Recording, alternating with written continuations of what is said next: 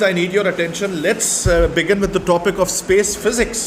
अब सबसे पहली चीज़ें ऐसी बातें हैं जो शायद आपने कभी सुनी भी नहीं हो, कभी आपने आपके आंखें खुल जाएंगी इन बातों को सुनकर। भाई ये देखो ज़रा, earth is a planet of the sun travelling in a nearly circular orbit around the sun. कभी आपने ऐसा सुना है? नहीं ना।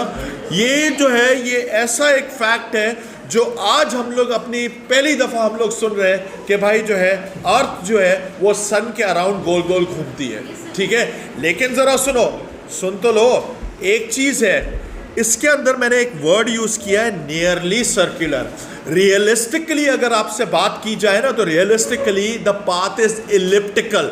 इलिप्टिकल का मतलब ये जो है ना, इधर देखो सर्कुलर, सपोज करो ये मेरे पास सन है, अगर ये सन है तो अर्थ मेरे पास सर्कुलर पैटर्न में घूम रही है, ठीक है। लेकिन रियलिस्टिकली अगर देखा जाए तो जो इसका जो पाथ घूम रहा है वो इस तरीके का पाथ होगा, यानी elliptical path. Can you see that?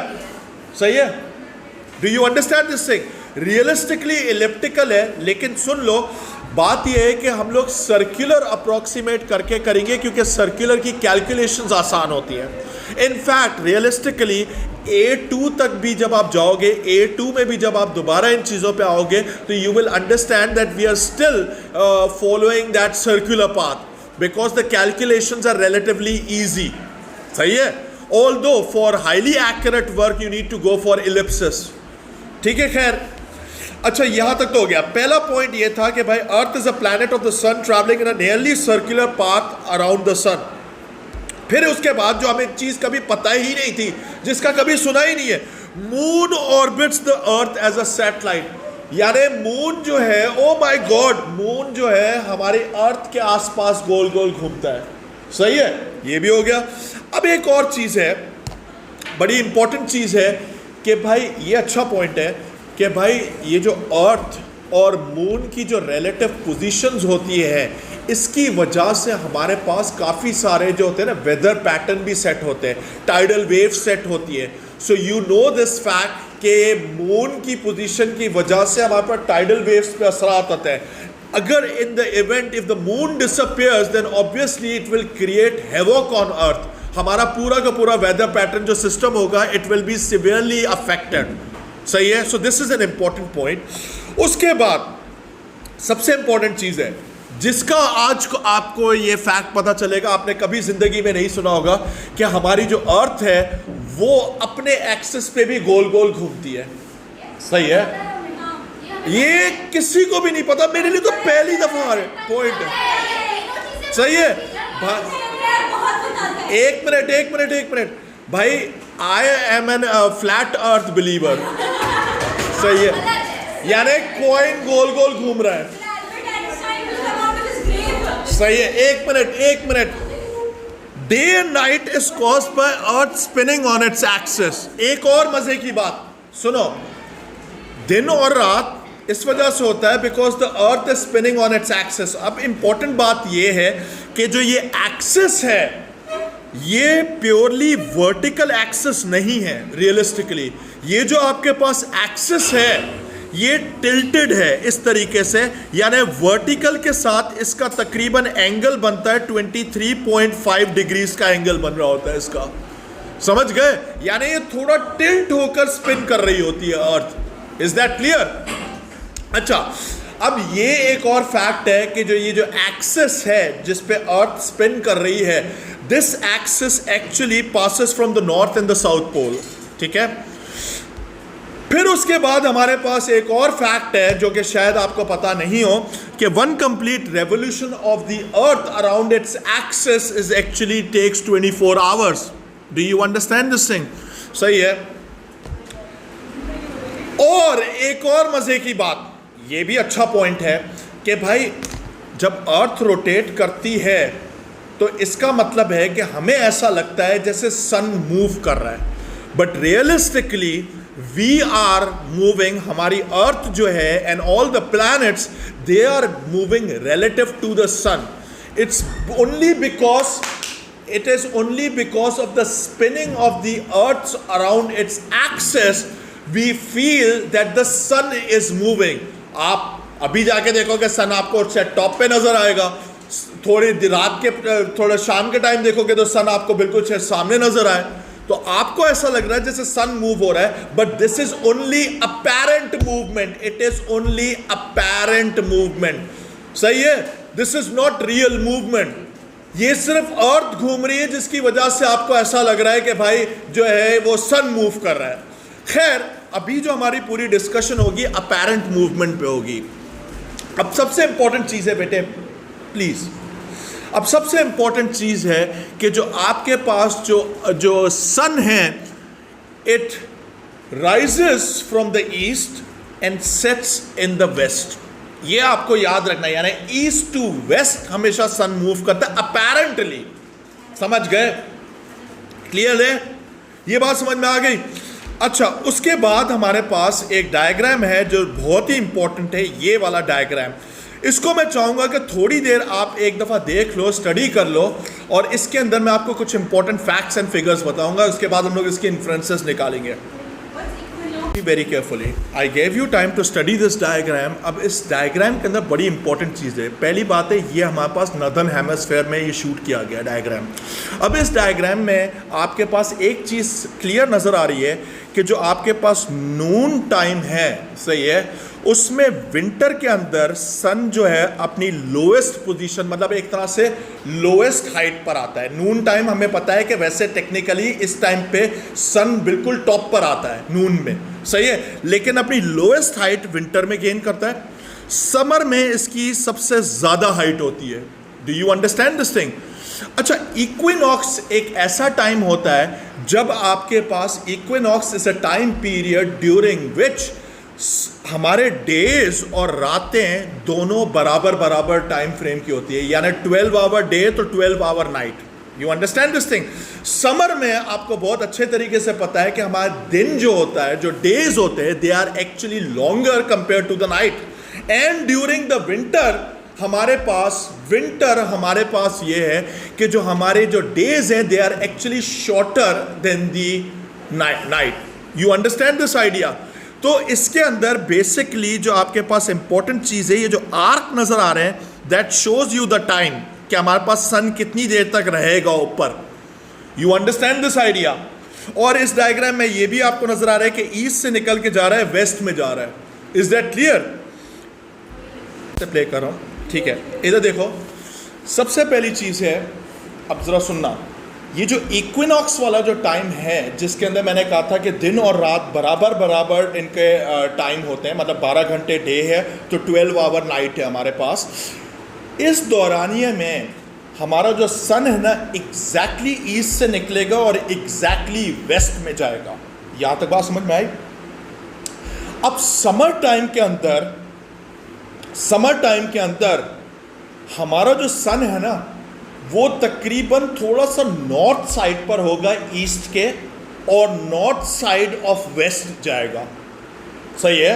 अब इसको इस तरीके से भी याद कर सकते हो कि भाई समर होता है, समर के अंदर एस है, तो साउथ पोल किसको खींचता है? नॉर्थ को खींचता है। तो हमारे पास एक काम कर सकते हो, नॉर्थ को ईस्ट के साथ लगा दो और नॉर्थ को वेस्ट के साथ लगा दो। इस तरीके से एक निमोनिक बना के याद कर लो आप।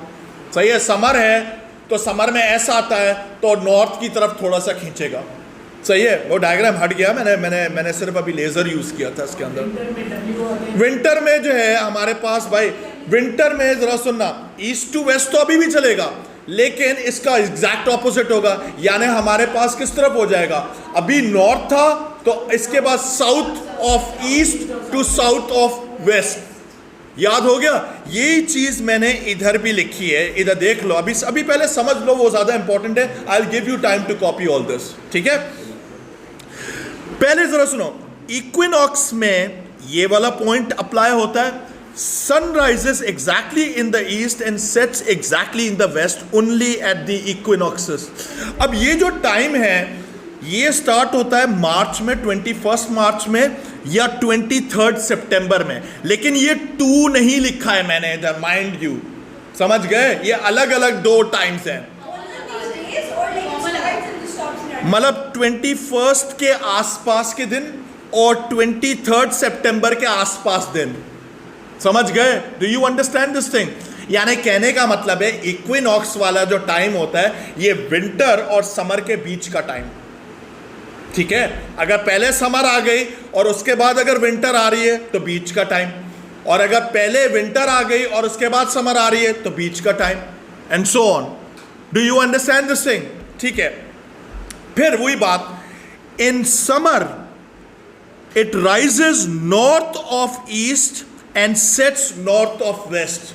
समझ गए? बस इस तरीके से इसको याद कर लो, ये बड़ा इंपॉर्टेंट पॉइंट्स हैं।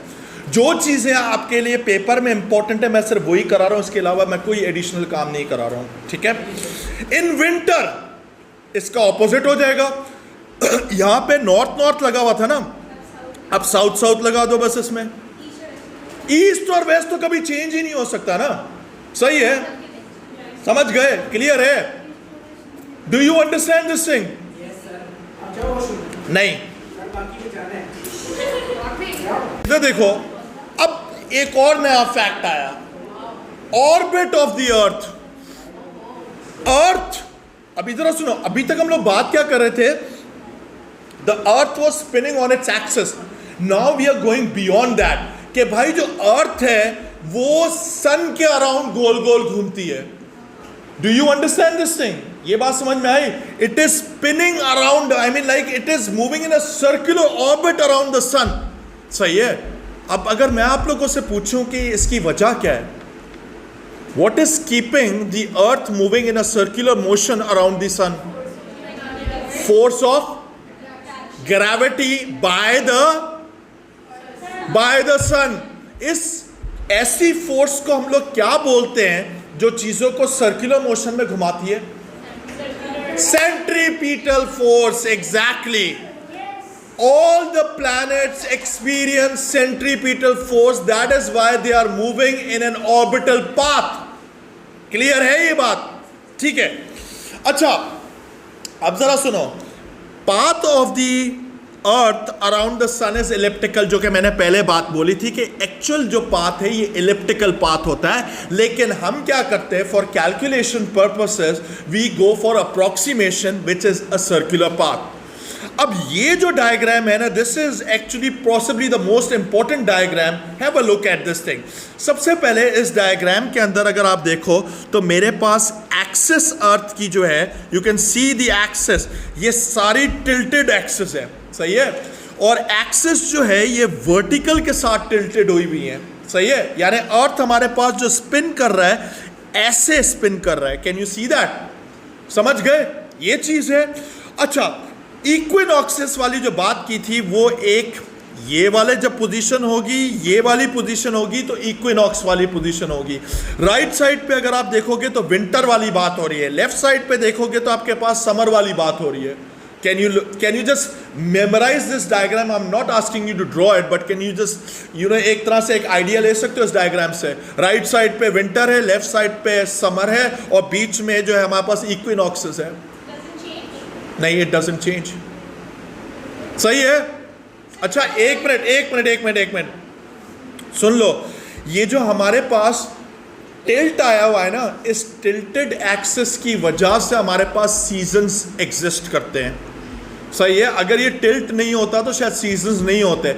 इनफैक्ट मार्स पे भी सीजन्स एग्जिस्ट करते हैं क्योंकि उसका एक्सिस भी थोड़ा सा टिल्टेड है। समझ गए? खैर, ये भी हो गया, हमारे पास डिस्कस हो गया। अच्छा, मैंने ये भी वही बात जो है मैंने पहले इधर भी रिपीट की है। Earth's axis is actually tilted at 23.5 degrees with the vertical. Day night only equal at the equinoxes. ये मैंने आपको बता दिया कि day and night are only equal at the equinoxes. Clear है? नेक्स्ट पॉइंट हमारे पास ये है, मोशन ऑफ द मून। अब जरा सुनो, बेसिकली जो मून है हमारे अर्थ के अराउंड जो घूमती है, that happens in 27 days. Is that clear? Not 30 days. समझ गए? और distance of the moon from the centre of the earth is about 4 lakh kilometres. Can you see that? Kilometre is a huge number. समझ गए? तो ये तो 4 lakh kilometre है। Do you understand this thing? 400,000 kilometre. Clear? सही है। अब एक और मजे की बात जरा सुनो, इसको तो मैं डेमोन्स्ट्रेट करके बताऊंगा। Moon is also revolving around its own axis, moon भी रिवॉल्व कर रहा है। अब इसका पता है कॉन्सिक्वेंस क्या हो रहा है? इसका कॉन्सिक्वेंस ये हो रहा है कि मून का जो फेस है ना, वो हमेशा एक ही साइड पर आपको टिल्टेड नजर आएगा। यार मतलब कहने का मतलब है it will always be facing the same side. आप मून को किसी भी जगह से देखोगे, रात में देखो, सुबह में देखो, जिस टाइम पे भी देखोगे, आपको मून का एक ही फेस नजर आएगा। Let me demonstrate this thing. मैं आप लोगों के सामने आके बता रहा हूं। अब मैंने प्रैक्टिकली समझा दिया आप लोगों को, ठीक है, कि ये कैसे होता है कि मैं जो है I was just moving around you but I was always looking at you. सही है? You get this idea? खैर, अब यही चीज है, moon is also revolving around its own axis, so same side of moon always facing earth. ठीक है, यानी जो इसके जो रियर साइड है, जैसे जो डार्कनेस है राइट नाउ, वो हम लोग साइड कभी देख ही नहीं पाते हैं बिकॉज ऑफ दिस फैक्ट। ठीक है, अच्छा, इसके अलावा बड़ा इंपॉर्टेंट फैक्ट है, gravitational field strength is 1/6 of that on the earth. इसकी कैलकुलेशन भी कर सकते हैं। इधर देखो, हमारे पास, जरा इधर देख लो, इधर देख लो, हम लोग नॉर्मली अर्थ के सरफेस पे ग्रेविटेशनल फील्ड स्ट्रेंथ ये लेते हैं 9.81 मीटर्स पर सेकेंड या न्यूटन पर केजी, यही लेते हैं। सही है ना? यहाँ तक यही ले रहे होते हैं, 9.81 या 10 ले रहे होते हैं। अगर मैं इसका 1/6 निकालूं तो मेरे पास जो मून के सरफेस पे जो ग्रेविटेशनल फील्ड स्ट्रेंथ है वो ये आ रही है। Can you see that? Do you understand this thing? ये बात समझ में आ गई? यानी उधर मून पे जाओगे तो आपका मास तो सेम रहेगा लेकिन आपका वेट कम हो जाएगा। ये बात समझ में आ गई?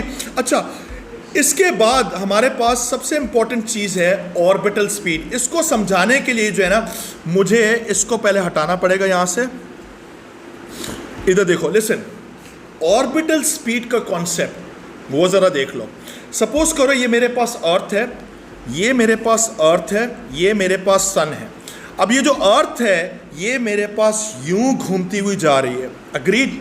मुझे अगर स्पीड निकालनी है, ऑर्बिटल स्पीड अगर मुझे निकालनी है, मैं फिलहाल इसको स्पीड लिख सकता हूं इधर। इसको मैं लिख रहा हूं, speed is equal to total distance over time. लिख सकते हैं इसको? सही है? अगर मैंने इसको लिखा कि ये टोटल डिस्टेंस ओवर टाइम है, तो टोटल जो डिस्टेंस है वो मेरे पास यहां से लेकर यहां तक एक सर्कल बन रहा है, आउटर पैरामीटर बन रहा है सर्कल का। Outer parameter of the circle को हम लोग क्या बोलते हैं? सर्कमफ्रेंस बोलते हैं ना। तो सर्कमफ्रेंस का फॉर्मूला क्या होता है? 2πr होता है। और ये जो टाइम है, इस टाइम में पूरा टाइम जो अर्थ घूम कर आती है, तो इधर मेरे पास वो वाला टाइम आ जाएगा। अब मेरा एक सवाल है, ये जो टाइम होगा ना, सबसे इंपॉर्टेंट चीज़ है, time should be in seconds. ये हमेशा याद रखना, सेकेंड्स में रखोगे इसको। सही है?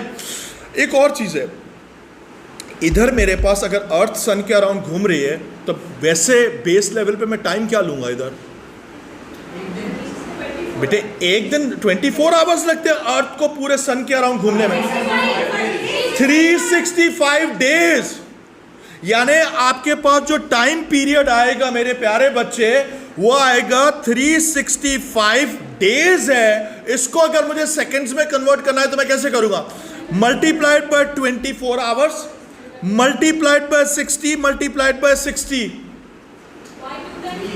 बेटे एक दफा मिनट्स में गए, एक दफा सेकंड्स में गए, या आप सिंपल इतना याद कर लो, 365 मल्टीप्लाई बाय 24, और एक घंटे में सेकंड्स होते हैं 3600 सेकंड्स। समझ गए? ये याद रखना कि टाइम पीरियड आप लोगे तो सेकंड्स में रखना है, या जो यूनिट वो बोलेगा। ऐसा नहीं डेज डाल के आप बोलो यार सर तो हो गया, हमारा पेपर अच्छा हो गया। क्लियर है? और ये जो आर की वैल्यू है, ये आर होता है नॉर्मली सन के सेंटर से अर्थ के सेंटर तक का डिस्टेंस होता है। समझ गए? पता नहीं, अभी मुझे नहीं पता, एग्जैक्ट वैल्यू नहीं पता। सही है? हम लोग अभी कैलकुलेट करेंगे, मून के लिए कैलकुलेशन करेंगे। यहां तक आसमान में आगे प्लीज टेल मी, क्लियर है या नहीं है? तो फिर फाइनली आपके पास ऑर्बिटल स्पीड का मैंने यहां पे फॉर्मूला बना दिया है, आप देख सकते हो। जो हमने बनाया था वही चीज मैंने इधर करा दी है। How about I give you a question and you guys try this question out. खुद करो। सवाल को करने के लिए मैंने अभी बताया था ये average distance of the moon from the earth है, यानी मेरे पास अर्थ ये है, मून ये है, ये वाला जो डिस्टेंस है ये गिवन है, आर गिवन है। आपका जो एक्चुअल ऑर्बिटल डिस्टेंस होगा वो तो ये वाला होगा ना, तो आप 2 पाई आर भी तो लगाओगे, समझ गए? यानी आपके पास जो इसका आंसर आएगा गिव और टेक तकरीबन 1.02 किलोमीटर पर सेकेंड आएगा। सही है? अब आ गया? ये ऐसे थोड़ी करना था, मैंने आप अभी तो समझाया था कि पूरा सर्कुलर ऑर्बिट लेके जाएगा। क्लियर है? ये बात समझ में आ गई? Be careful. सही है जी बेटे। अब हम लोग एक काम करते हैं, अब थोड़ा सा और बाहर निकलने की कोशिश करते हैं। हम लोग अर्थ पे बैठे हुए थे, फिर अर्थ से चांद पे गए, अब हम जो है थोड़ा चांद से आगे की जाने की बात करेंगे और सितारों तक जाएंगे हम लोग। अब जरा सुनो, लिसन, हमारा जो सोलर सिस्टम है उसकी एक सबसे बड़ा इंपॉर्टेंट फैक्ट ये है, it will mesmerise you. Now this is a fact that is worth remembering कि हमारा जो अपना सोलर सिस्टम है उसका जितना भी मास है, in fact 99% of the mass is actually concentrated in the sun itself.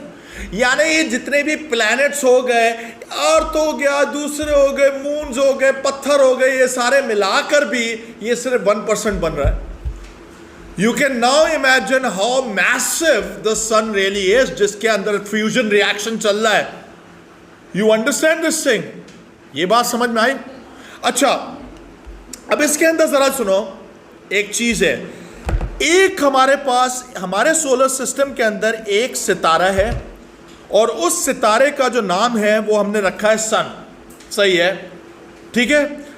ये बेसिकली जो आपका जो सन है ना, ये हमारे पास सुपर मैसिव स्टार नहीं है, it's a medium size star, और ये अपनी मेन सीक्वेंस की साइकिल में चल रहा है। वो बाद में डिस्कस करेंगे मेन सीक्वेंस क्या है।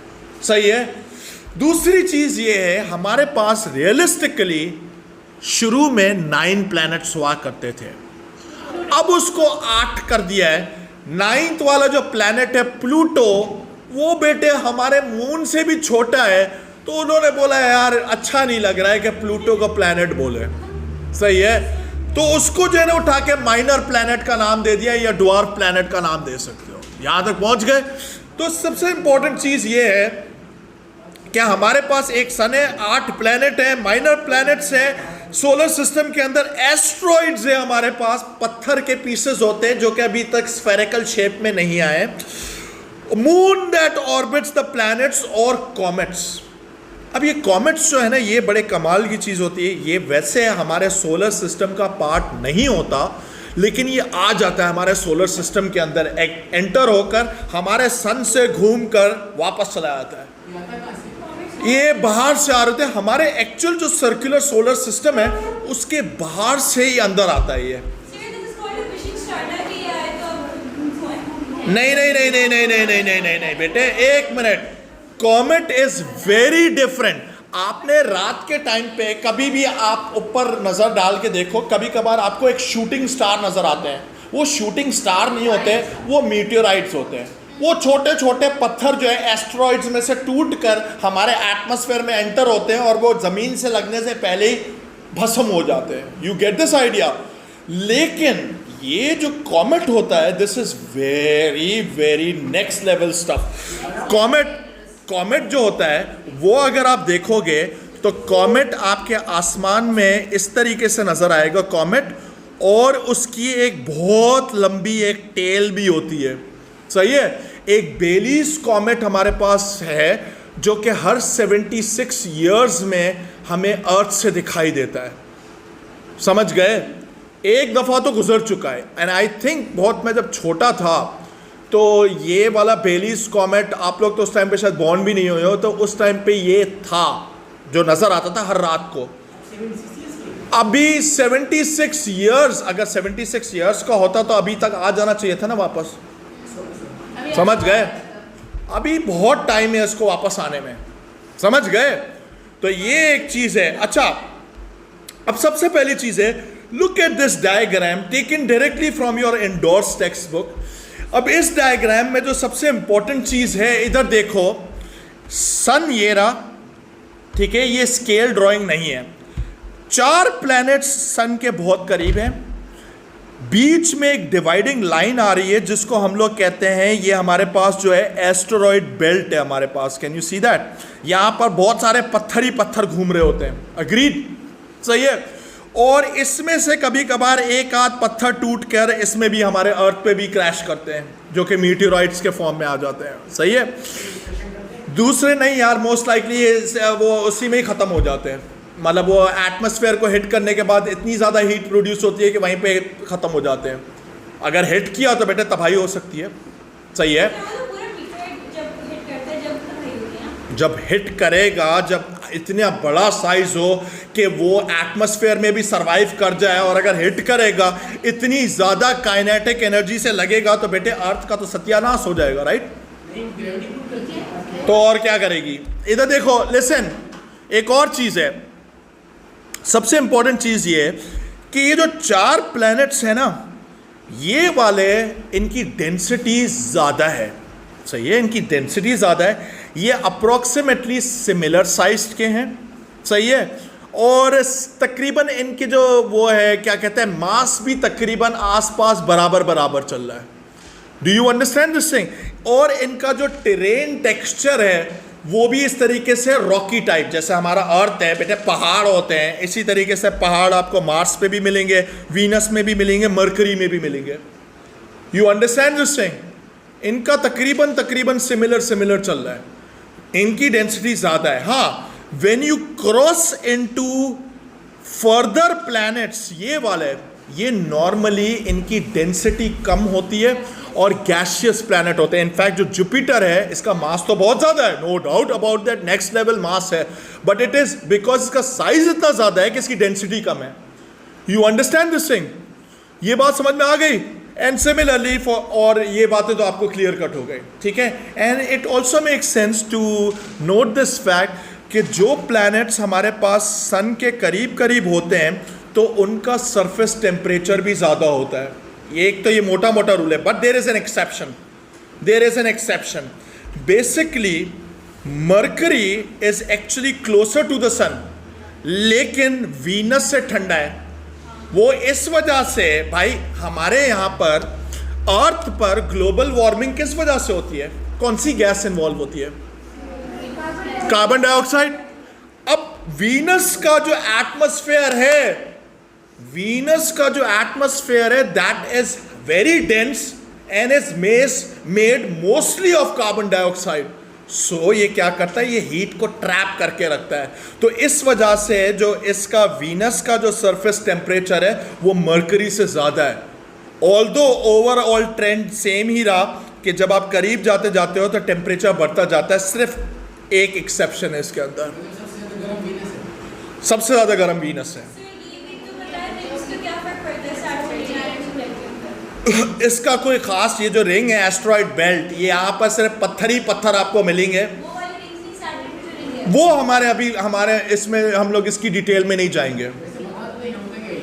कौन सा? ये जो है, ये मैंने लिख भी दिए हैं।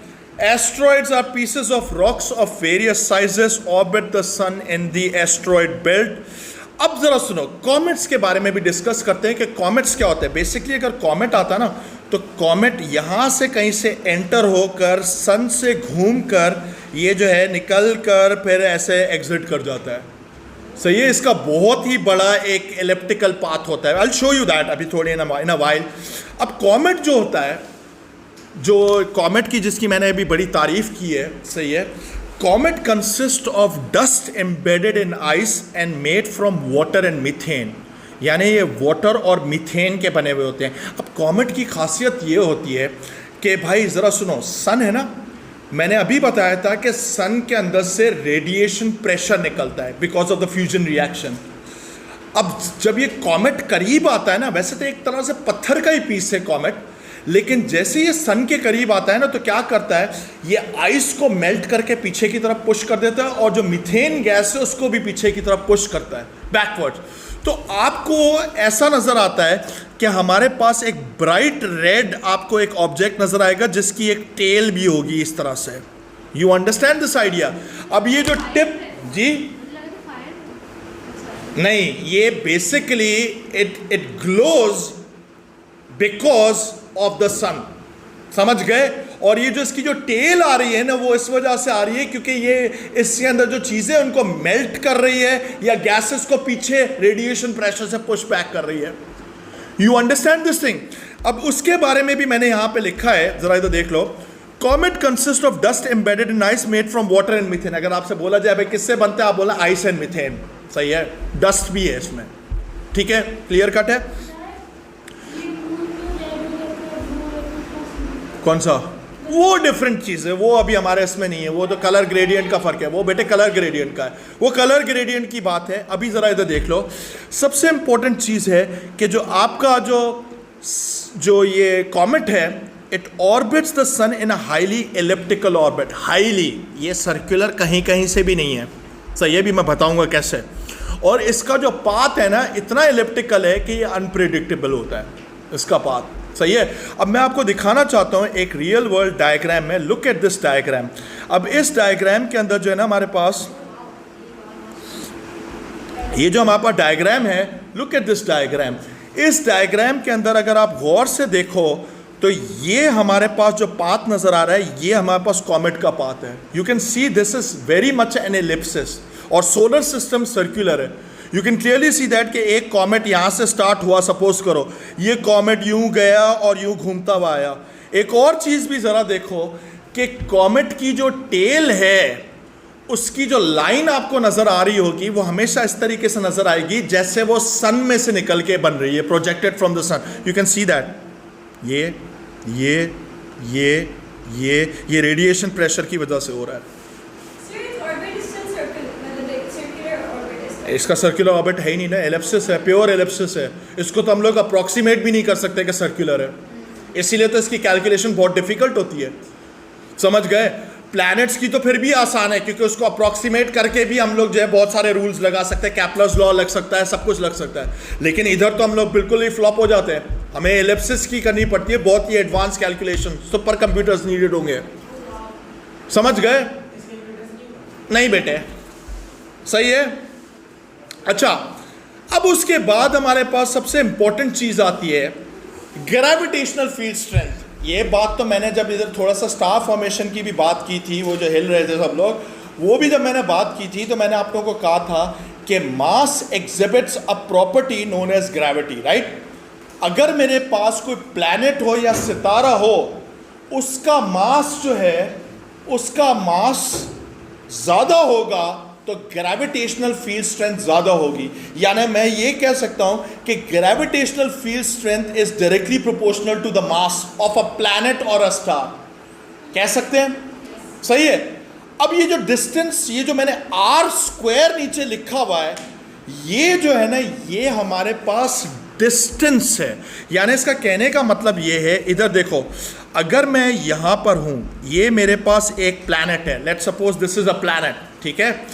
अगर मैं इस डिस्टेंस पर, मैं इस पर्टिकुलर पॉइंट ए पर मैं वैल्यू निकालना चाह रहा हूं कि ग्रेविटेशनल फील्ड स्ट्रेंथ की क्या है, ज़रा सुनो। सबसे इंपॉर्टेंट चीज़ है कि अगर इस ए पॉइंट को मैं, इधर देखना, इसको उठा के मैं करीब लेकर आऊँगा तो मेरे पास ग्रेविटेशनल फील्ड स्ट्रेंथ बढ़ेगी, लेकिन अगर मैं दूर लेके जाऊँगा तो ग्रेविटेशनल फील्ड स्ट्रेंथ कम होगी। अब इसका कहने का मतलब ये है कि सिर्फ आप डिस्टेंस अपना डबल करते हो ना, तो ये याद रखना कि आपकी जो ग्रेविटेशनल फील्ड स्ट्रेंथ होगी वो 4 टाइम कम होगी, बिकॉज इस पर स्क्वायर भी लगा हुआ है। You understand this thing? Basically जब आप A2 में पहुंचोगे तो आप इसको डिटेल में पढ़ोगे, इसको हम लोग कहते हैं inverse square law. You understand this thing? अच्छा, अब एक और भी चीज़ है कि अर्थ के सरफेस पर हम लेते हैं वैल्यू 9.81 जैसे ग्रेविटी की, और हम कहते हैं कि शॉर्ट हाइट्स पे, जैसे चेयर को मैं ऊपर उठा के फेंक दूं या आप छत पे जाके खड़े हो जाओ, आपको तकरीबन ग्रेविटेशनल फील्ड सेम नज़र आती है। दैट इज बिकॉज कि हम लोग इधर एक अप्रोक्सीमेशन यूज कर रहे हैं। शॉर्ट हाइट्स पर हम लोग ग्रेविटेशनल फील्ड को तकरीबन बराबर बराबर समझ रहे हैं, सही है, यूनिफॉर्म समझ रहे हैं। लेकिन अगर डिस्टेंस बहुत ज़्यादा हो, जैसे हमारे पास ISS स्पेस स्टेशन हो गया, इंटरनेशनल स्पेस स्टेशन हो गया, उधर तो हमारे पास जाहिर सी बात है ग्रेविटेशनल पुल जो है अर्थ की वो वीक हो चुकी होती है। You understand this idea? ये बात समझ में आ गई? तो ये याद रखना कि distance is also a factor when it comes to the gravitational field strength. Is that clear? और एक थोड़ा सा एडवांस मटेरियल ये है कि भाई अगर ये अर्थ है तो इसमें से जो ग्रेविटेशनल फील्ड लाइंस होती हैं वो इस तरह बाहर निकल रही होती हैं, इस तरीके से। ये नज़र आ रहा है? ये रेडियली बाहर निकलती हैं। और आपको पता है कि फील्ड लाइंस का कॉन्सेप्ट ये होता है कि जब आपके पास फील्ड लाइंस करीब करीब होती हैं तो हम कहते हैं कि फील्ड स्ट्रेंथ ज़्यादा होती है। यानी कहने का मतलब है कि अगर एक ऑब्जेक्ट यहाँ पे रखा हुआ होगा तो उधर उसको ग्रेविटेशनल फील्ड स्ट्रेंथ ज़्यादा महसूस होगी, और इधर रखेंगे जहाँ पे फील्ड लाइंस के बीच में डिस्टेंस ज़्यादा है तो हमारे पास ग्रेविटेशनल फील्ड स्ट्रेंथ वीकर है। दिस इज बिकॉज जो फील्ड लाइंस है वो रेडियल है। रेडियल का मतलब है ऐसे स्ट्रेट लाइन में बाहर कांटों की तरह बाहर निकल रही होती है। Is that clear?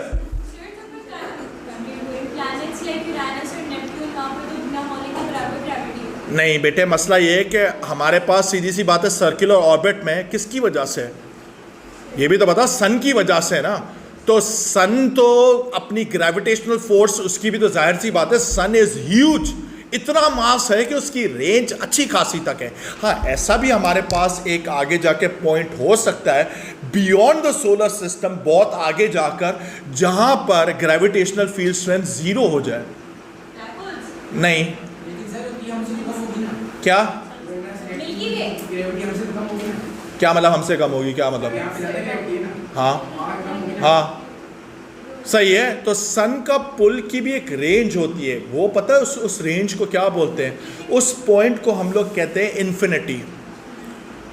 सही है भाई, आपके सामने जैसे फॉर एग्जांपल है, सुनो तो सही, एक रॉकेट है, सही है।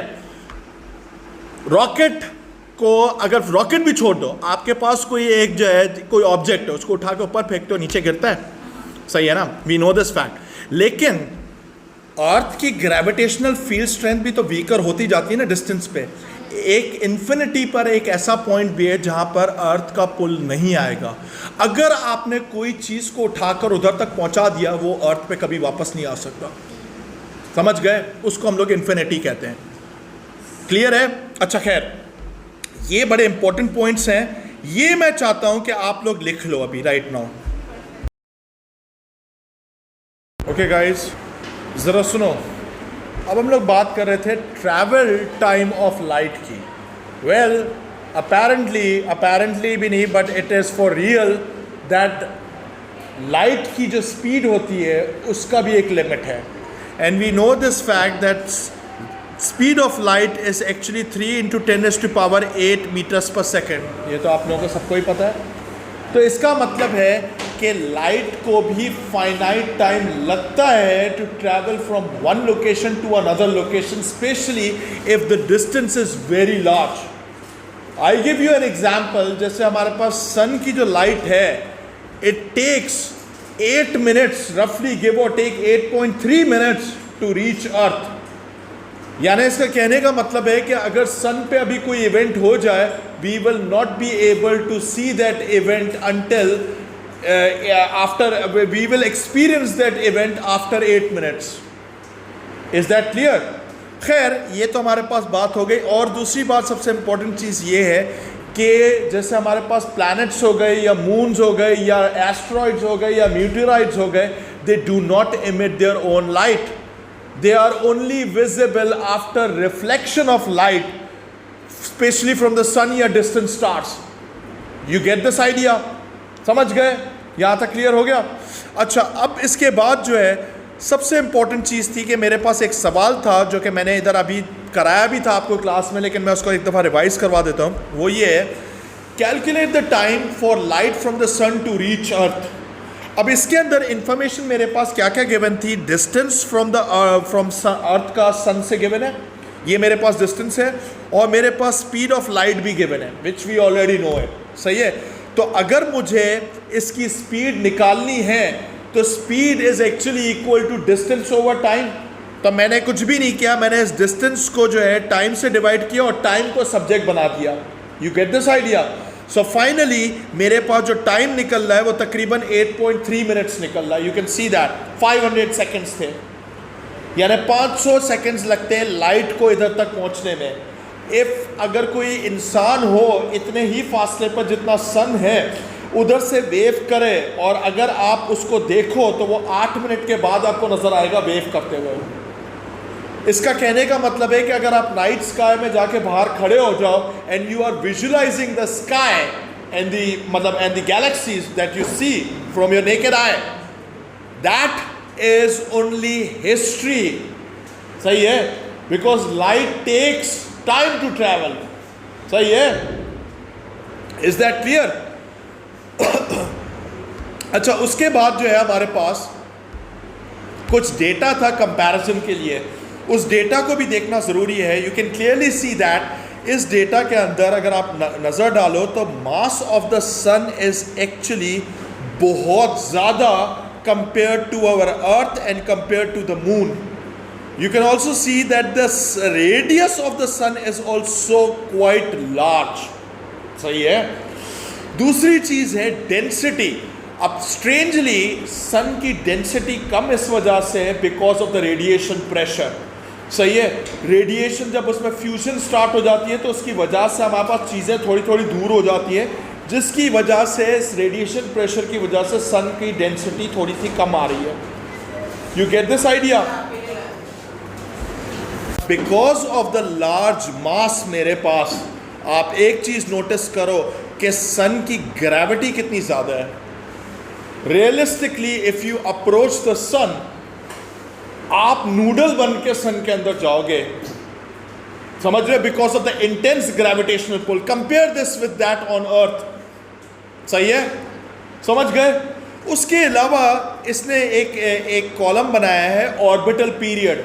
अब जाहिर सी बात है, हमने अभी रेफरेंस पॉइंट सन को रखा हुआ है तो सन जो है वो स्टेशनरी है। वैसे apparently to our position the sun is stationary, but in reality the sun is also moving in the galaxy। लेकिन है ये कि सन की इंटेंस ग्रेविटी की वजह से हम जो है पूरा जो हमारा अर्थ है या प्लैनेट्स है, they are all moving with the sun. You get this idea?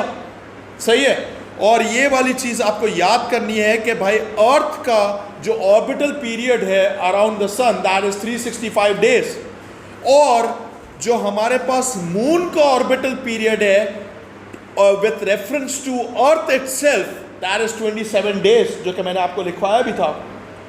Similarly अब ये वाला जो टेबल है इसके अंदर ट्रेंड्स जानना बहुत ज़रूरी है। अब इसमें जितने भी हमारे पास प्लैनेट्स हैं एक्सेप्ट प्लूटो, हमारे पास इस ट्रेंड को देख लो तो आप एक चीज़ नोटिस करोगे। पहले वाले टेबल तो सेल्फ एक्सप्लेनेटरी है, उस पर हम लोग इतना तबसरा नहीं करते, but look at this thing.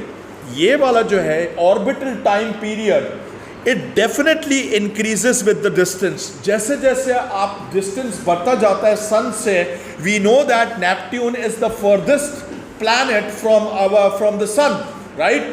So you can clearly see that the orbital time period is also large. In fact 165 years में जाकर एक साल उधर कंप्लीट होता है। समझ गए? Compare this with our earth 365 days, एक साल कंप्लीट होने में। सिमिलरली सरफेस टेम्परेचर का भी एक ट्रेंड है। अगर हम लोग इस डायग्राम पे चले जाएं तो हमारे पास सरफेस टेम्परेचर का भी ट्रेंड ये था कि अगर आप सन के करीब जाते जाते हो तो सरफेस टेम्परेचर बढ़ता जाता है। But there is an exception, that exception is actually Venus. मैंने आप लोगों से पहले भी पूछा था कि भाई अर्थ के अंदर जो ग्लोबल वार्मिंग होती है किस गैस की वजह से होती है? कार्बन डाइऑक्साइड की वजह से होती है। तो ये बात याद कर लो कि although Mercury is actually closer to the sun, लेकिन मरकरी का टेम्परेचर इतना ज़्यादा नहीं है जितना वीनस का है। The reason is that the surface of the Venus has atmosphere which is very very dense. अगर वो एटमॉस्फेयर इतना डेंस है और वो कार्बन डाइऑक्साइड का भी बना हुआ है, सबसे बड़ी मज़े की बात यह है कि कार्बन डाइऑक्साइड हमेशा हीट ट्रैप करता है। समझ गए? तो इस वजह से इसका जो सरफेस टेम्परेचर है वो ज़्यादा आता है। लेकिन इसके बाद पे ट्रेंड बिल्कुल साफ साफ है कि जितना दूर जाते जाओगे टेम्परेचर उतना ही कम होता जाएगा आपके पास। समझ गए? इट मेक्स सेंस, सीधी सी बात है, ठीक है। दूसरी बड़ी इंपॉर्टेंट चीज़ है इस डेटा के अंदर, वो ये सरफेस टेम्परेचर हो गया। अब एक और ट्रेंड जो हमें नज़र आता है कि जो प्लैनेट सन के बहुत करीब हैं उनकी डेंसिटी जो है अच्छी खासी ज़्यादा है। यानी हमारे पास मरकरी, वीनस, अर्थ, मार्स की जो डेंसिटी है, you can clearly see that इनकी डेंसिटी अच्छी खासी ज़्यादा है। लेकिन जब हम लोग इधर जाते हैं एस्टेरॉयड बेल्ट को क्रॉस करके इनके ऊपर अगर हम लोग फोकस करें तो इनकी डेंसिटी कम होती है। अगर इनकी डेंसिटी कम है तो इसका मतलब है कि they are mostly made up of gas. Yes. उसके बाद हमारे पास अगर देखा जाए तो सोलर सिस्टम के अंदर हमारे पास 9 प्लैनेट्स हैं, लेकिन हमने प्लूटो को प्लैनेट का स्टेटस हमने से छीन लिया है। सही है? खैर, because it is smaller than the size of our moon. अच्छा, उसके बाद हमारे पास जो है और हमारे पास क्या है, एक और भी चीज़ है, मास के हिसाब से ज़रा अगर आप देखोगे तो सबसे बड़ा जो सबसे ज़्यादा मास आ रहा है वो आ रहा है जुपिटर का मास है। This is the mass of Jupiter itself. आप देख सकते हो जुपिटर का जो मास है, जुपिटर का जो मास है वो सबसे ज़्यादा आ रहा है, और इसी वजह से उसकी जो सरफेस ग्रेविटी है that is also quite huge. यानी जुपिटर में भी जाओगे तो आपका जो वेट आएगा अप्रॉक्सीमेटली डबल आएगा उधर। समझ गए? Is that clear? ये समझ में आ गया? सही है। अब इसके बाद इसमें से कुछ क्रिटिकल इन्फ्रेंसेस है फ्रॉम द टेबल अबव। ये क्रिटिकल इन्फ्रेंसेस पे भी मैं जिक्र कर लेता हूँ, वही जो मैंने बात की थी। सबसे इंपॉर्टेंट चीज़ है कि भाई जितना प्लैनेट सन से दूर होगा तो उसका ऑर्बिटल जो टाइम होगा उतना ही ज़्यादा होगा। That means it is going to take a long time to travel the circular path. सही है? ये एक क्रिटिकल इन्फ्रेंसेस हैं जो आपको मेमोराइज करनी पड़ेगी। दूसरी चीज़ ये है कि surface temperature decreases with distance, we already know that. और ये वाली बात जो वीनस वाली बात थी वो मैंने इधर लिखी हुई है आपके लिए, आप चाहो तो पॉज करके इसको रीड कर सकते हो। समझ गए? ठीक है, क्लियर है? यहाँ तक पहुँच गए? अच्छा, अब इसके बाद जो है लेट्स डू सम क्वेश्चंस। अब इसके बाद हम लोग कुछ क्वेश्चंस करते हैं। Let's see where we stand. पहला सवाल हमारे पास, the motion of the earth and the moon explain many natural events. Well, we know that. State which of the following statement is not true, यानी true and false एक तरह से। सबसे पहली बात मुझे बताओ, the earth orbits the sun every 365 days, क्या ये सच है? True। इसकी जगह पे हम लोग लिख सकते हैं true। Similarly, the moon orbits the earth in approximately 1 month, that is also true। Day and night are due to the earth spinning on its axis, सच है बिल्कुल, ये भी ट्रू है। The sun rises in the west and sets in the east in the southern hemisphere। भले आप southern hemisphere में भी हो तब भी भाई ईस्ट और वेस्ट से ही जाएगा, ईस्ट से जाएगा वेस्ट में ही सेट होगा। सही है? So this is the only false one। और इसने बोला था not true, तो डी आंसर होगा इसका। सही है, कोई मसला ही नहीं है इसमें। अच्छा, फिर उसके बाद ये वाला सवाल आप लोग करोगे, मैंने आप लोगों के लिए छोड़ दिया question number 2, give it a shot. Do. अच्छा, इधर देखो, लिसन। अब हमारे पास जो है क्वेश्चन, मैं इस क्वेश्चन को रिकॉर्ड कर रहा हूँ। Calculate how long it takes, एक मिनट आज़ान हो रही है। अच्छा guys, calculate how long it takes light to travel from sun to Mars. Okay, we need to find that out. Take the distance of Mars from the sun to be in kilometers and the speed of light to be this।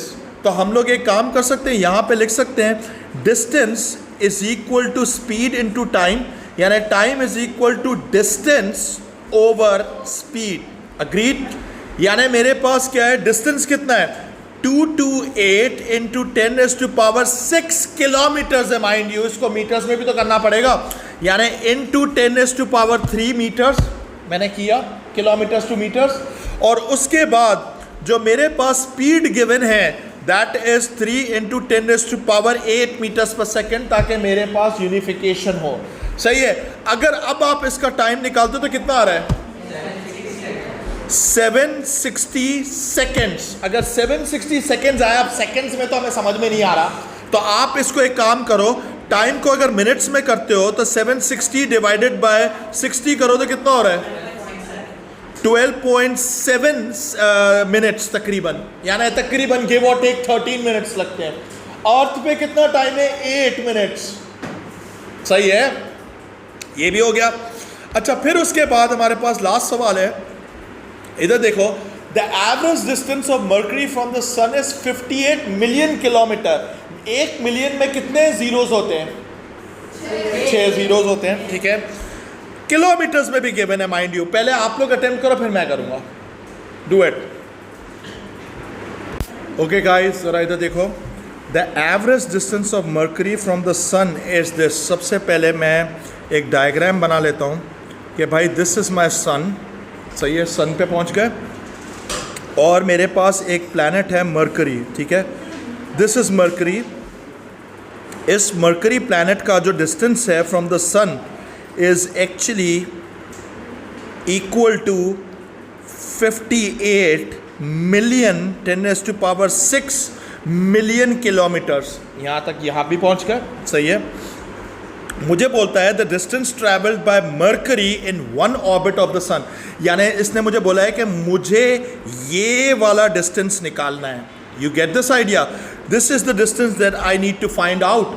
अगर मुझे एक circular pattern में distance निकालना है तो मैं इस part A को इस तरह कर सकता हूँ, distance is equal to 2πr, because circumference होगी पूरी सर्कुलर मोशन में, तो ये हो जाएगा 2π इंटू जो ये रेडियस आ रहा है, that is 58 into 10⁻⁶ kilometres multiply by 10⁻3, ताकि ये मीटर्स में कन्वर्ट हो जाए।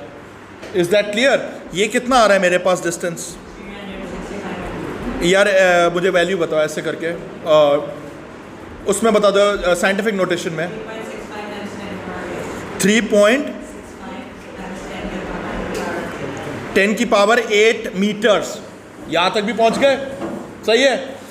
अब ज़रा सुनो, लिसन। इसके बाद बी पार्ट में ये कह रहा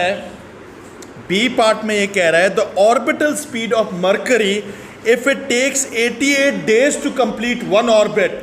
भाई एक ऑर्बिट का मैं डिस्टेंस तो पहले ही निकाल चुका हूँ, तो अगर मुझे ऑर्बिटल स्पीड निकालनी है तो मैं इसको ये कर सकता हूँ 2πr divided by time period.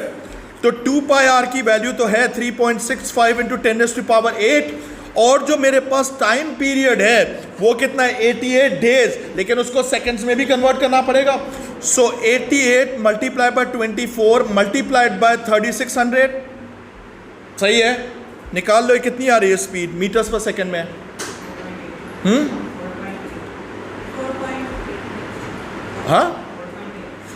4.8। Are you sure?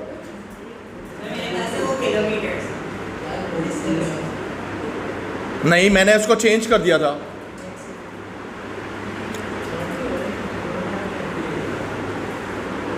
दोबारा करो कि जो डिस्टेंस कैलकुलेट किया था वो थोड़ा सा गलत हो गया था, लेकिन ये 11 सिर्फ पावर आ रही है। अच्छा, अब निकालो कितना आ रही है स्पीड, कितनी आ रही है? 48 मीटर्स पर सेकेंड। सही है? Is that clear? So 48 metres per second की स्पीड में घूम रहा है। यही आ रहा है आपके पास भी, बस यही है। Correct? That is it. Okay guys, I need your attention. सबसे इंपॉर्टेंट चीज़ है origin of stars. This is a mayor revision of how a star is actually form. ठीक है, अब सबसे पहली चीज़ है, ये बात हमने पहले भी डिटेल में डिस्कस की थी, बट मैं जो है ना क्विकली इसको जस्ट रिकॉल एंड रिवाइज कर लेते हैं।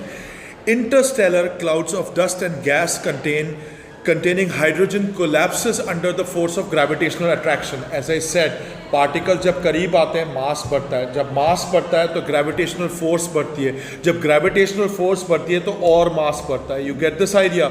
So it's a cycle.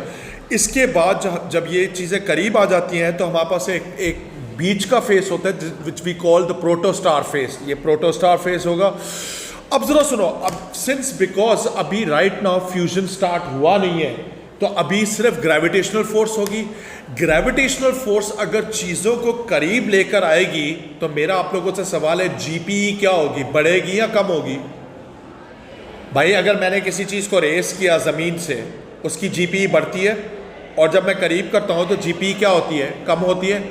तो इस सिचुएशन में भी हमारे पास जो जीपीई होगी, जब चीज़ें करीब आ रही होंगी एक दूसरे के, कोलैप्स हो रहा होगा चीज़ें, तो हमारे पास जो जीपीई होगी वो कम होगी। लेकिन वही बात है, अगर जीपीई कम हुई तो कहीं ना कहीं तो कन्वर्ट हुई होगी GPE.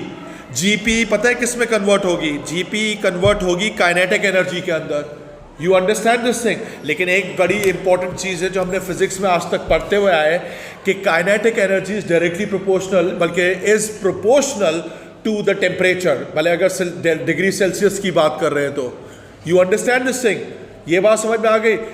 Kinetic energy is proportional to temperature, लेकिन kinetic energy is directly proportional to temperature in kelvins. लेकिन वो बात की बात है, जब वो A2 में आओगे तो हम तब डिस्कस करेंगे इन दोनों के बीच में।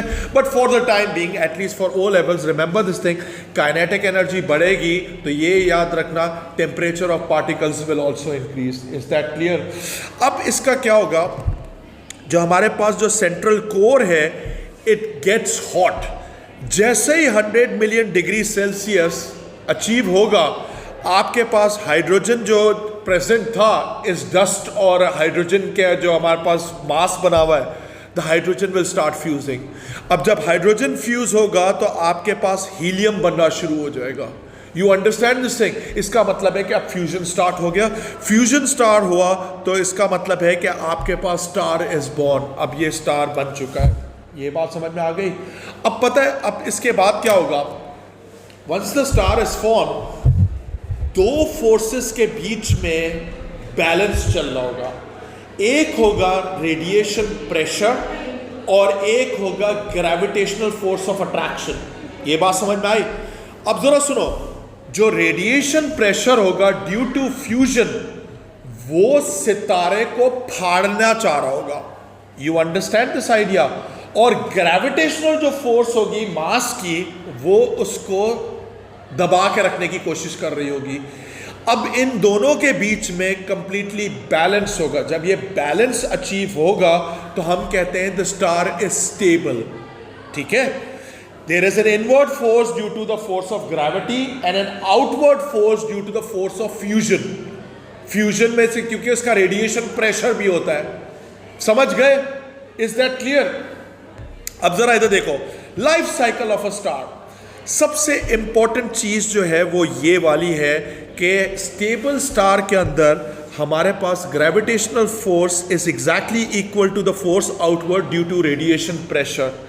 एक भी चीज अगर बढ़ेगी या कम होगी तो ये याद रखना, स्टार अनस्टेबल हो जाएगा। ये बात समझ में आ गई? क्लियर है ये बात? अच्छा, नॉर्मली जो आपके स्टेबल स्टार्स होते हैं कि they can last up to 10,000 million years, यानी जो आपका सन है it is a stable star और इसके पास अभी बहुत अच्छी खासी लाइफ बची हुई है। You understand this thing? हमारे पास helium is being form, as I just said कि अभी हमारे पास ये जो हमारा जो सन है राइट नाउ, इसमें हीलियम बन रहा है। क्लियर है? फिर एक मसला होगा, इवेंचुअली हमारे पास हाइड्रोजन कम होना स्टार्ट हो जाएगा। जब हमारे पास हाइड्रोजन कम होना स्टार्ट हो जाएगा तो फ्यूजन स्लो डाउन हो जाएगा। अब जब फ्यूजन स्लो डाउन होगा तो आउटवर्ड रेडिएशन प्रेशर क्या होगा? कम होगा। अगर आउटवर्ड रेडिएशन प्रेशर कम होगा तो ग्रेविटेशनल फोर्स ओवरऑल पावरफुल हो जाएगी, डोमिनेटिंग बन जाएगी। सही है? आपका स्टार कोलैप्स करना शुरू करेगा। अब जब आपका स्टार कोलैप्स करना शुरू करेगा तो ग्रेविटेशनल पोटेंशियल एनर्जी किस में कन्वर्ट होगी? के में कन्वर्ट होगी। अब जैसे जैसे कोलैप्स करेगा हमारे पास कोर का टेम्परेचर शूट अप करेगा। अब जो रिमेनिंग हाइड्रोजन होगा वो और स्पीड में फ्यूजन स्टार्ट हो जाएगी, और स्पीड में फ्यूज होगा। एक बात याद रखना, the more the temperature the faster is the fusion reaction. Is that clear? फिर उसके बाद क्या होगा कि हमारे पास टेम्परेचर और ज़्यादा राइज करेगा, इवेंचुअली इतना ज़्यादा हो जाएगा टेम्परेचर कि हमारे पास जो हीलियम बना हुआ अभी मौजूद है, the helium will start fusing. Helium जब फ्यूज होगा तो कार्बन बनेगा आपके पास, हाइड्रोजन जब फ्यूज होता है तो हीलियम बनता है, हीलियम जब फ्यूज होगा तो क्या बनेगा? कार्बन। Is that clear? यहां तक बात समझ में आ गई? अब जब हमारे पास ये जब हीलियम स्टार्ट फ्यूजिंग होगा तो फिर से हमारे पास एक इक्विलिब्रियम अचीव होने की कोशिश करेगा, आउटवर्ड और इनवर्ड दोनों बराबर होने की कोशिश करेंगे। लेकिन इस फ्यूजन, ये वाला जो हीलियम जब फ्यूज होगा, आउटवर्ड प्रेशर इतना ज़्यादा होगा कि जो स्टार होगा, जैसे हमारा सन है, it will convert into a red giant. अब जब ये रेड जायंट फेज में जाएगा तो एक बात याद रखना, सोलर सिस्टम में जितने भी आपके प्लैनेट्स हैं, they will be consumed by it, यानी अर्थ वगैरह सब खत्म। समझ गए? आपका जो स्टार का साइज होगा वो बहुत ज़्यादा बड़ा हो जाएगा, इसको हम लोग कहते हैं रेड जायंट। समझ गए? ये रेड जायंट फेज होगा। फिर उसके बाद क्या होगा? Finally helium runs out and fusion completely stops. अब जरा सुनो, इसको मैं थोड़ा सा और डिटेल में बताऊं। होगा क्या? Helium starts running out, fusion reaction slows down, gravitational force again becomes the dominating force, आपका स्टार कोलैप्स करना स्टार्ट करेगा। अब जैसे जैसे कोलैप्स करेगा, रिमेनिंग जो आपका हीलियम फ्यूज होगा वो फास्टर होगा। अब वो इतना फास्ट होगा कि उसमें एक धमाका होगा। पहले इम्प्लोजन होगी, इम्प्लोजन का मतलब है कि चीज़ें करीब आएंगी, और उसके बाद इट विल एक्सप्लोड। अब जब एक्सप्लोड होगा तो आउटर शेल जो सितारे की होगी, सन की, वो पूरे स्पेस में डिस्पर्स आउट हो जाएगी, उड़ जाएगी, और बीच की जो कोर होगी वो बच जाएगी। That core is also very dense. अब वो जो कोर बचेगी उसके अंदर हमारे पास सिर्फ जो रिमेनिंग हीलियम बचा हुआ है वो फ्यूज हो रहा होगा। सही है? एंड फिर उसके बाद जो है इवेंचुअली आफ्टर मैनी ईयर्स फिर हमारे पास क्या होगा? ये वाला जो अभी फेज आया ना कि हमारे पास उसकी आउटर शेल उड़ गई है, इसको हम लोग कहते हैं प्लैनेटरी नेब्यूला। क्या बोलते हैं उसको? Planetary nebula. मैंने लिखा हुआ भी है, दोबारा पढ़ लो। Helium starts fusing to form carbon, red giant is form, finally helium runs out and fusion completely stops. तो हमारे पास क्या होगा? जीपीई केई में कन्वर्ट होगा, huge explosion takes place, planetary nebula is form. इसको जो इस एक्सप्लोजन को हम लोग बेसिकली प्लैनेटरी नेबुला कहते हैं। समझ गए?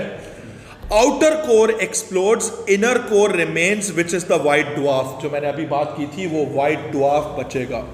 फिर वाइट ड्वार्फ जो होगा वो हमारे पास उसके अंदर फ्यूजन कंप्लीटली स्टॉप हो जाएगा। आपके पास सिर्फ एक पीस ऑफ कार्बन बचेगा जिसको हम लोग कहते हैं ब्लैक ड्वार्फ, और ये होगा एंड ऑफ एन एरा, जिसको हम लोग कहते हैं कि हमारा जो सन होगा इट विल डाई।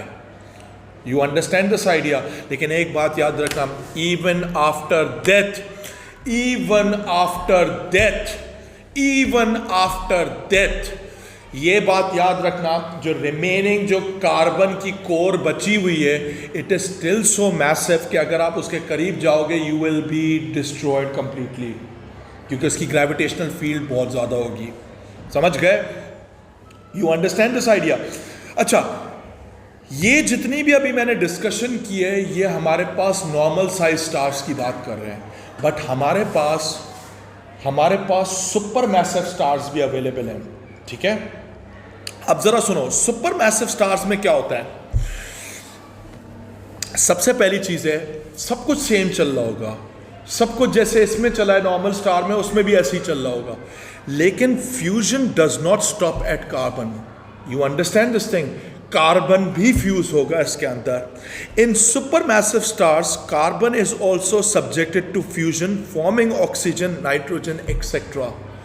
हमारे पास जो नॉर्मल स्टार था उसके अंदर इतना टेम्परेचर नहीं था कि हम लोग जो है कार्बन को फ्यूज कर सका है, लेकिन हमारे पास जो सुपर मैसिव स्टार होगा उसके अंदर इतना मास मौजूद है कि हमारे पास इतनी ज़्यादा ग्रेविटेशनल फोर्स होगी कि जीपी सारी की सारी टेम्परेचर में कन्वर्ट होगी, and that temperature is able to fuse carbon into oxygen, nitrogen etcetera. You understand this thing? Eventually fusion इसमें भी रुकेगा। जब सुपरमैसिव स्टार में जब फ्यूजन रुकता है, जरा सुनो, आपके पास फ्यूजन अभी रुकना शुरू हुआ है, जीपीई कन्वर्ट्स टू केई, लेकिन मास इतना ज़्यादा था, इतनी ज़्यादा जीपीई केई में कन्वर्ट होगी कि आपके पास जो रिमेनिंग फ्यूजन होगी वो बहुत स्पीड में बढ़ेगी, लेकिन इतनी स्पीड में बढ़ेगी और टेम्परेचर इतना ज़्यादा एक्सीड करेगा कि आपके पास जो मोस्ट स्टेबल एलिमेंट है, जिसको हम लोग दुनिया में कहते हैं आयरन 56, आयरन 56 भी फ्यूज कर जाएगा। समझ गए? और ड्यूरिंग दिस फ्यूजन प्रोसेस, जब ये कोलैप्स कर रहा होगा, ड्यूरिंग दिस फ्यूजन प्रोसेस हमारे पास एक जोर से इम्प्लोजन होगी। इम्प्लोजन का मतलब है सब चीज़ें करीब आएंगी, आपका सुपरमैसिव स्टार कोलैप्स करेगा और eventually because of this faster fusion, जो एंडिंग टाइम होता है, उसके बाद एक धमाका होगा जिसको हम लोग कहते हैं सुपरनोवा। पिछले वाले केस में क्या था? Planetary nebula. इस वाले केस में होगा सुपरनोवा।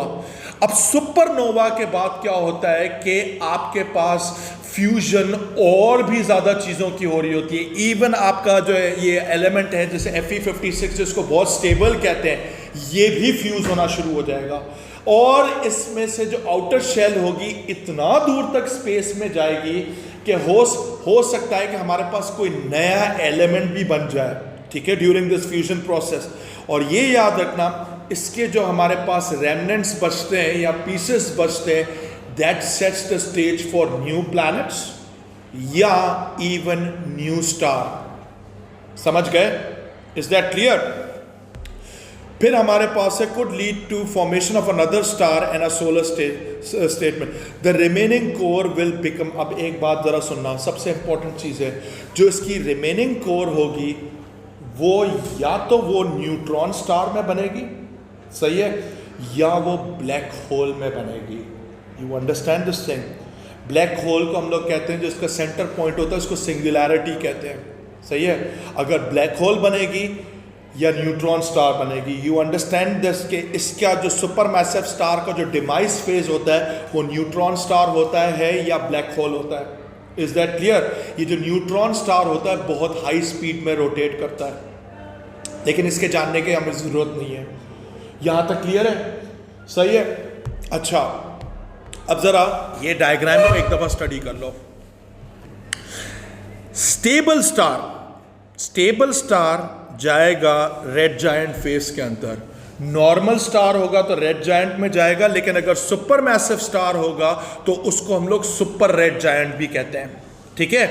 अब जब रेड जायंट फेज हमारे पास खत्म होगा, लो मास स्टार जो होगा वो हमारे पास एक्सप्लोड होने के बाद वाइट ड्वार्फ में बनेगा और फिर फाइनली ब्लैक ड्वार्फ में एंड हो जाएगा।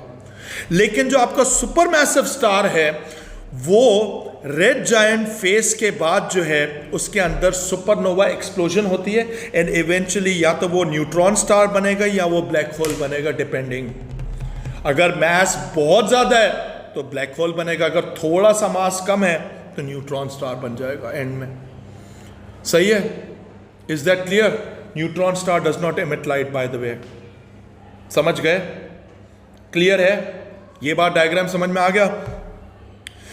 ये हमारा जो यहां तक थी, this is known as the life cycle of a star. यहां तक बात समझ में आ गई कि एक life cycle of a star थी। समझ गए? Do you understand this thing? मैंने सारी चीज़ें रिकॉर्ड कर ली है। अब इसके बाद हमारे पास जो सबसे इंपॉर्टेंट चीज़ आती है वो आती है डॉपलर इफेक्ट। अब डॉपलर इफेक्ट को समझना बहुत इंपॉर्टेंट है। वाई? ठीक है, पहले मैं आपको डॉपलर इफेक्ट का एक एग्जाम्पल देना चाहता हूँ। कभी आपने रोड पे खड़े होके रिक्शा जब गुजर रहा होता है उसकी साउंड को ऑब्ज़र्व करना। जब आप उसकी साउंड को ऑब्ज़र्व करोगे, मैं आवाज़ ज़्यादा या कम की बात नहीं कर रहा हूँ, मैं बात करूँगा उसकी पिच की। पिच का मतलब होता है फ्रीक्वेंसी। जब आपके पास रिक्शा करीब आएगा तो आपको आवाज़ ऐसी सुनाई देगी कि वो पतली हो रही है, सही है। और जब वो दूर जाती है चीज़ तो हमारे पास ऐसा लगता है कि उसकी आवाज़ भारी हो रही है। यार इवन अगर जैसा हम तो कराची में रहते हैं ना, तो कराची के बारे में तो बड़ा आम सा होता है कि गोलियां फायर होती हैं। कभी आपने नोटिस किया है कि जब गोली फायर होती है तो आवाज़ इस तरीके से आती है, शू।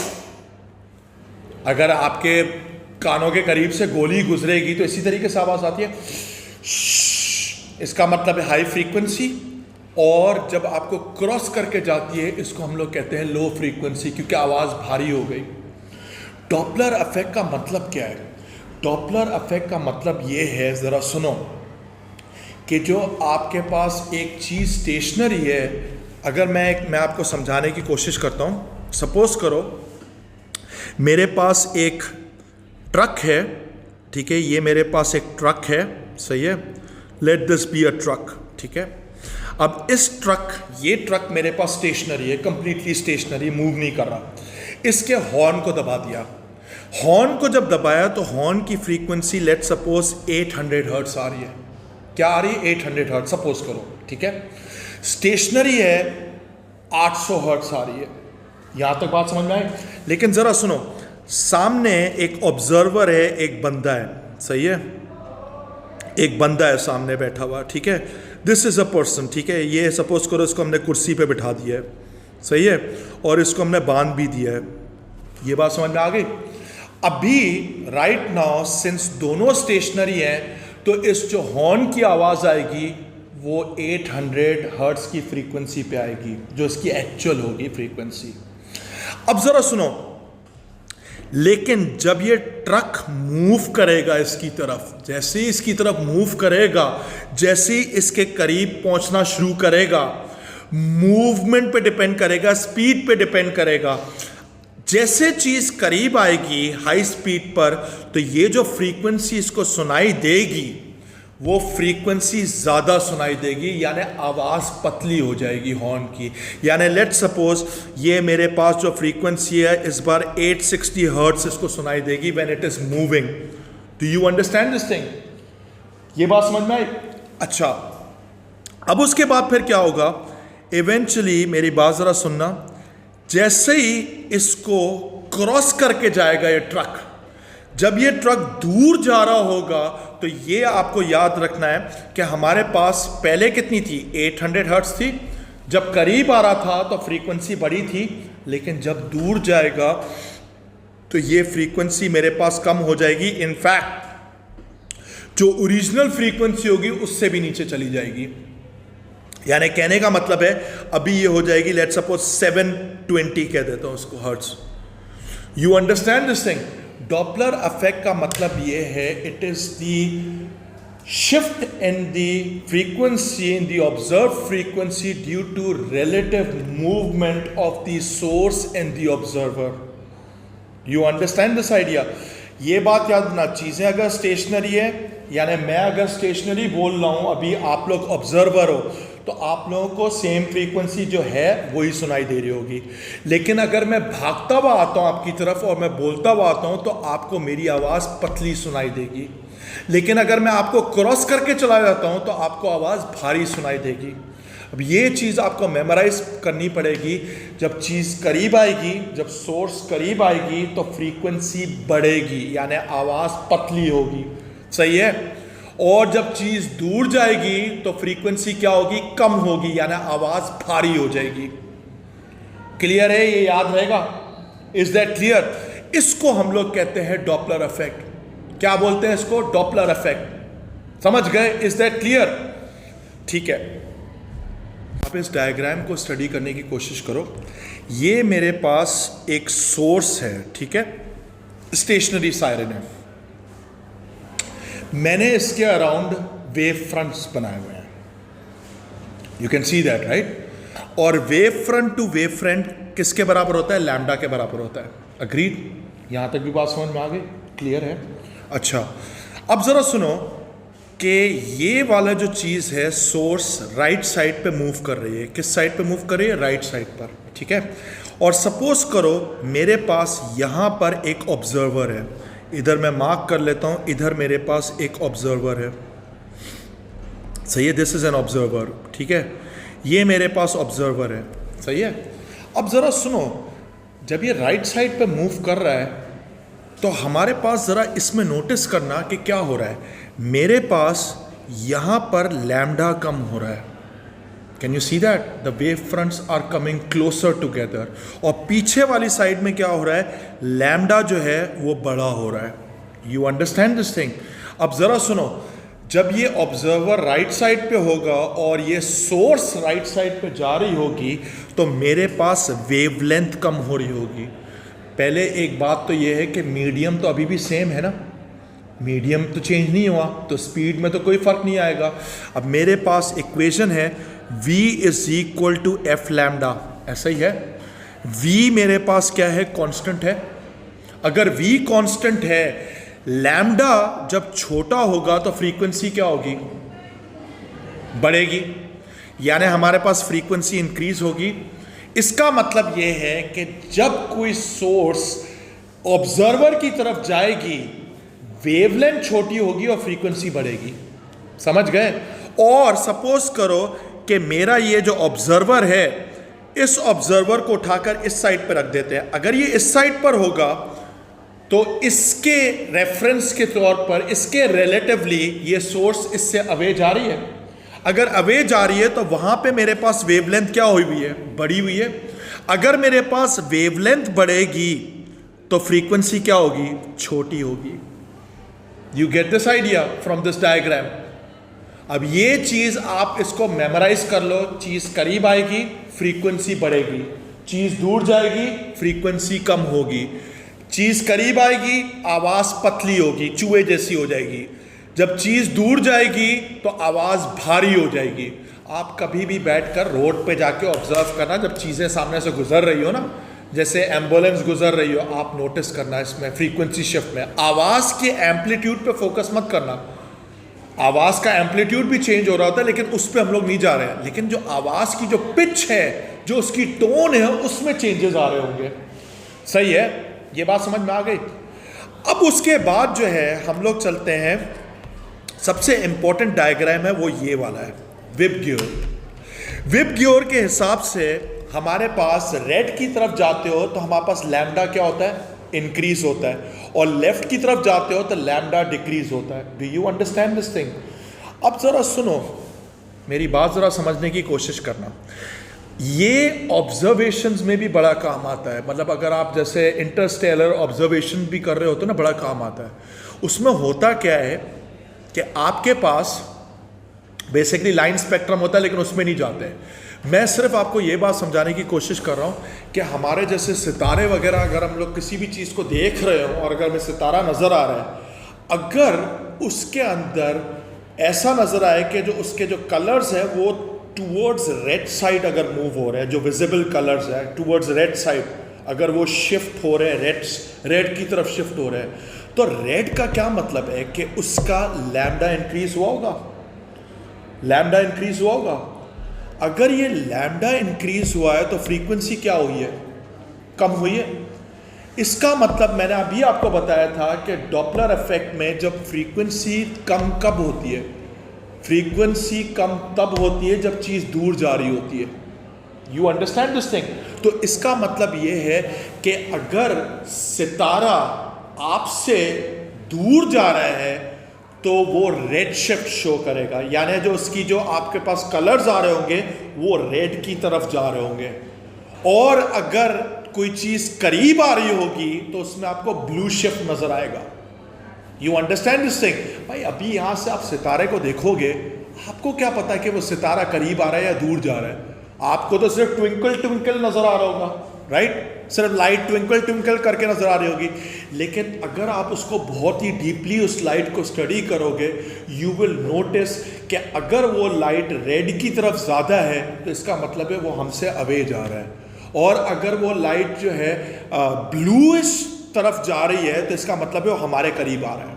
याद रहेगा, इसको हम लोग कहते हैं red shift and blue shift. समझ गए ये बात? Do you understand this thing?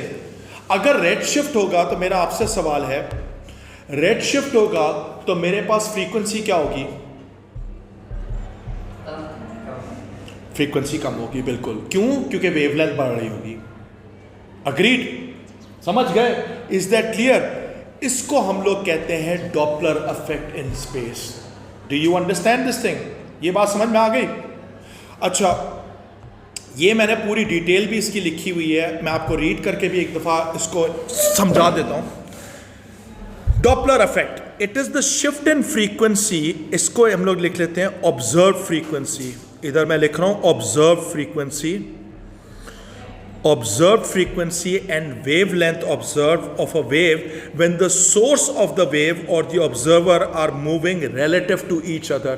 यानी इसका कहने का मतलब है या तो ऑब्जर्वर मूव करे या मेरे पास सोर्स मूव करे, बात एक ही है। समझ गए? Do you understand this thing? हमारे पास जैसे फॉर एग्जाम्पल है, स्टेप 1 में देखो, अभी स्टेशनरी है तो मेरे पास जो इसकी फ्रीक्वेंसी सुनाई देगी इस बंदे को 800 हर्ट्ज सुनाई दे रही है। लेकिन जैसे ये मूव कर रहा है towards the observer, this is the observer, आपके पास फ्रीक्वेंसी क्या हुई है? बड़ी है। और जब ये इसको क्रॉस करके चला गया, हिट एंड रन होके चला गया, अभी भी जिंदा है, अगर अब दूर जा रहा है तो आप देख सकते हो कि ओरिजिनल फ्रीक्वेंसी से भी ये फ्रीक्वेंसी कम है। समझ गए? Do you understand this thing? इसको हम लोग कहते हैं डॉपलर इफेक्ट। क्लियर है? ये बात समझ में आ गई? क्लियर है? बस that is it, this completes your entire space physics course. समझ गए? सही है। अब मेरा आपसे सवाल है, रेड शिफ्ट का क्या मतलब होगा? सितारा क्या कर रहा होगा? दूर जा रहा होगा या करीब जा रहा होगा? दूर जा रहा होगा। सही है।